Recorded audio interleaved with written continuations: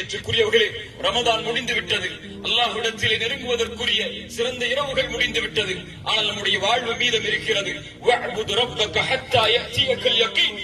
மரணம் வரும் வரை நபியே அல்லாஹ்வை வணங்குவீராக, அல்லாஹ்வை வணக்க வழிபாடுகளை கொண்டு நெருங்குவீராக என்று அல்லாஹ் ரப்புல் ஆலமீன் அல்லாஹ்வுடைய தூதர் முஹம்மது ரசூலுல்லாஹ் ஸல்லல்லாஹு அலைஹி வஸல்லம் அவர்களுக்கு அல்லாஹ் கட்டளையிடும் போது நாம் எல்லாம் எம்மாத்திரம் யாரெல்லாம் ரமதானுக்கு பிறகும் தொழுகையை நிலைப்படுத்தினார்களோ, யாரெல்லாம் ரமதானுக்கு பிறகும் குர்ஆனை நிலைப்படுத்தினார்களோ, யாரெல்லாம் ரமதானுக்கு பிறகும் அல்லாஹ்வை நினைவு கூறுவதை நிலைப்படுத்தினார்களோ, யாரெல்லாம் ரமதானுக்கு பிறகும் அல்லாஹ்வை நின்று வணங்குவதை நிலைப்படுத்தினார்களோ, அவர்களுக்குத்தான் இந்த ரமதானுடைய கூலியை அல்லாஹ் ரப்புல் ஆலமீன் முழுமையாக கொடுப்பான்.